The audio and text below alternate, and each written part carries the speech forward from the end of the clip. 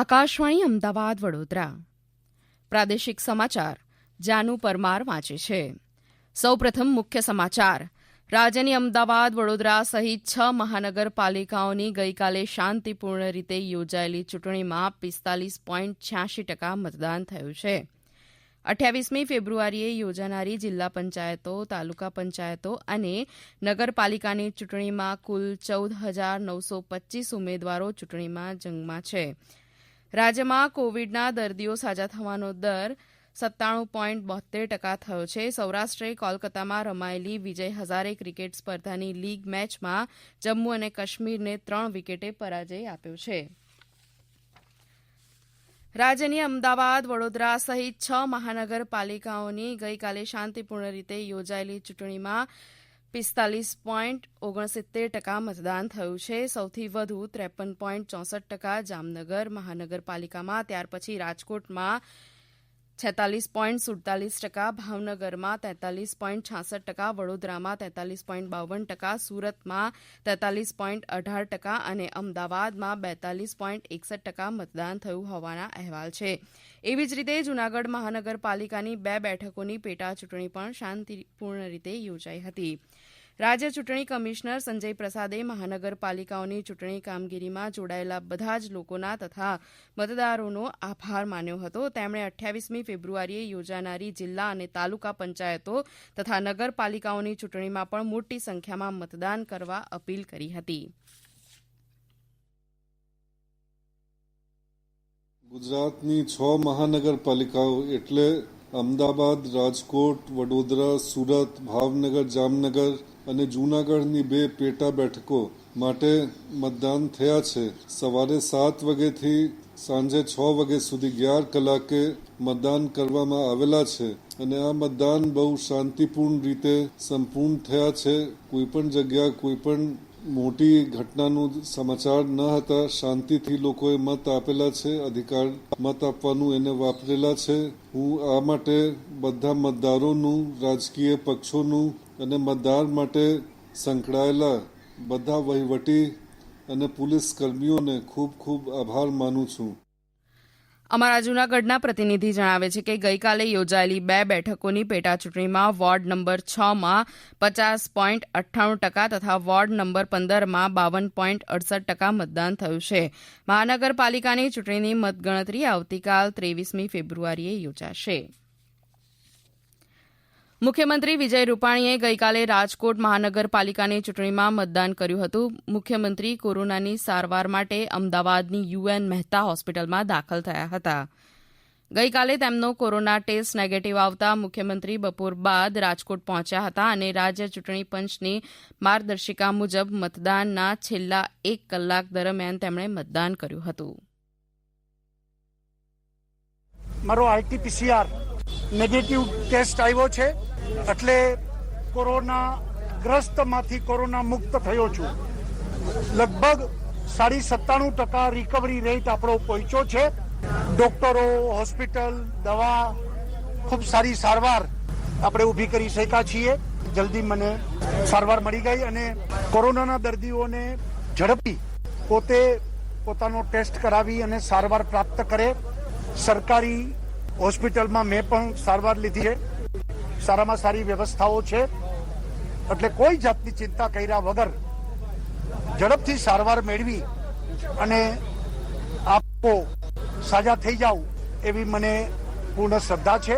રાજ્ય સરકારે સારામાં સારી વ્યવસ્થાઓ સરકારી હોસ્પિટલોમાં કરી છે જેનો ખુદ મેં અનુભવ પ્રાપ્ત કર્યો છે. કેન્દ્રીય ગૃહમંત્રી અમિત શાહે પણ ગઈકાલે અમદાવાદમાં નારણપુરા ખાતે મતદાન કર્યું હતું.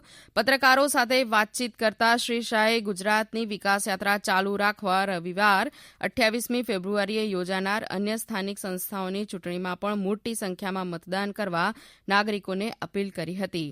કર્ણાટકના રાજ્યપાલ વજુભાઈ વાળા, સાંસદ પૂનમબેન માડમ, સાંસદ નરહરી અમીન, પ્રદેશ ભાજપ પ્રમુખ સી.આર. પાટીલ સહિત અન્ય મહાનુભાવોએ પણ ગઈકાલે મતદાન કર્યું હતું. 28મી ફેબ્રુઆરીએ યોજાનારી જિલ્લા પંચાયતો, તાલુકા પંચાયતો અને નગરપાલિકાની ચૂંટણીમાં કુલ 14,925 ઉમેદવારો ચૂંટણી જંગમાં છે. 757 બેઠકોમાંથી 143 બેઠકો બિનહરીફ જાહેર થઈ છે. 31 જિલ્લા પંચાયતોની 980 બેઠકો માટે 4,612 ઉમેદવારી પત્રો ભરાયા હતા, જેમાંથી 1,753 બેઠકોમાંથી ઉમેદવારી પત્રો અમાન્ય થયા હતા. 179 ઉમેદવારી પત્રો પરત ખેંચવામાં આવ્યા છે. 2,655 ઉમેદવારો હરીફાઈમાં છે.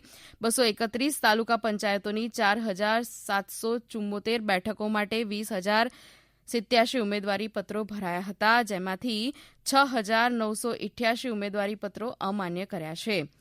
717 ઉમેદવારી પત્રો પરત ખેંચવામાં આવતા 12,265 ઉમેદવારી પત્રો હરીફાઈમાં છે, જ્યારે 117 બેઠકો બિનહરીફ થઈ છે. 81 નગરપાલિકાની 680 બેઠકો માટે 10,418 ઉમેદવારી પત્રો ભરાયા હતા, તેમાંથી 2,572 ઉમેદવારી પત્રો અમાન્ય કર્યા હતા. 506 ઉમેદવારોએ ઉમેદવારી પત્ર પરત ખેંચ્યા છે. હવે કુલ 7,245 ઉમેદવારો હરીફાઈમાં છે, જ્યારે 95 બેઠકો બિનહરીફ જાહેર થઈ છે. ઉલ્લેખનીય છે કે રાજ્યની 81 નગરપાલિકા 31 જિલ્લા પંચાયતોની રવિવાર 28મી ફેબ્રુઆરીએ ચૂંટણી યોજાશે, જેમાં સવારના 7થી સાંજના 6 વાગ્યા સુધી મતદાન થશે. મતગણતરી 2 માર્ચે હાથ ધરાશે. અમારા અમરેલીના પ્રતિનિધિ જણાવે છે કે જિલ્લામાં ચૂંટણી ફરજમાં રોકાયેલા 7,000 કર્મચારીઓ પોસ્ટલ બેલેટથી મતદાન કરશે. આ પ્રાદેશિક સમાચાર આપ આકાશવાણીના અમદાવાદ વડોદરા કેન્દ્ર પરથી સાંભળી રહ્યા છો. વધુ સમાચાર કોરોના અંગેના આ સંદેશ બાદ.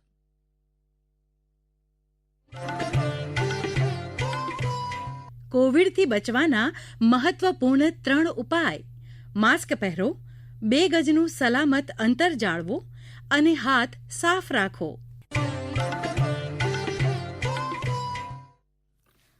રાજ્યમાં કોવિડના દર્દીઓ સાજા થવાનો દર 97.72% થયો છે. છેલ્લા 24 કલાકમાં કોવિડના 270 દર્દીઓ સાજા થતાં કોવિડને માત આપનારની સંખ્યા 2,60,745 થઈ ગઈ છે. આ જ સમયગાળામાં કોવિડના 258 નવા કેસ નોંધાયા છે. અત્યાર સુધીમાં રાજ્યમાં 8,12,333 વ્યક્તિઓને કોવિડની રસીનો પ્રથમ ડોઝ અને 51,236 કોવિડની રસીનો બીજો ડોઝ આપવામાં આવ્યો છે. પ્રધાનમંત્રી નરેન્દ્ર મોદી આ મહિનાની 28મી તારીખે આકાશવાણી દ્વારા મન કી બાત કાર્યક્રમમાં લોકો સાથે વિચાર વિમર્શ કરશે. એક ટ્વીટમાં શ્રી મોદીએ લોકોને પ્રેરણાદાયક વિચારો રજૂ કરવા વિનંતી કરી છે. લોકો નમો એપ્લિકેશન અથવા માય ગોવ ઓપન ફોરમમાં તેમના મંતવ્યો રજૂ કરી શકે છે. તેઓ ટોલ ફ્રી નંબર 1-800-117800 ડાયલ પણ કરી શકે છે અને હિન્દી અથવા અંગ્રેજીમાં તેમના સંદેશાને રેકોર્ડ કરી શકે છે. લોકો 1922 નંબર પર મિસ્ડ કોલ પણ આપી શકે છે અને પ્રધાનમંત્રીને સીધા સૂચનો મોકલવા માટે એસએમએસમાં પ્રાપ્ત લિંકને અનુસરી શકે છે. સૌરાષ્ટ્રે કોલકાતામાં રમાયેલી વિજય હઝારે ક્રિકેટ સ્પર્ધાની લીગ મેચમાં જમ્મુ અને કાશ્મીરને 3 વિકેટે પરાજય આપ્યો છે.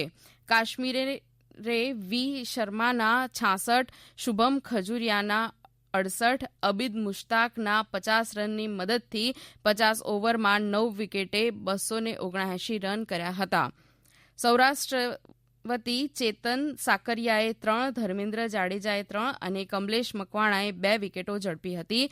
જવાબમાં સૌરાષ્ટ્રે ચિરાગ જાનીના 93, અર્પિત વસાવડાના 66 અને વી જાડેજાના 48 રનની મદદથી 7 વિકેટે 283 રન કરતા તેનો વિજય થયો હતો.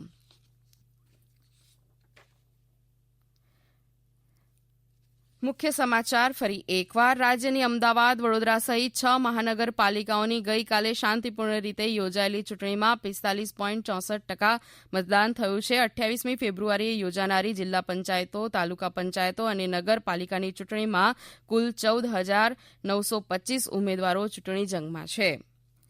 રાજ્યમાં કોવિડના દર્દીઓ સાજા થવાનો દર 97.72% થયો છે.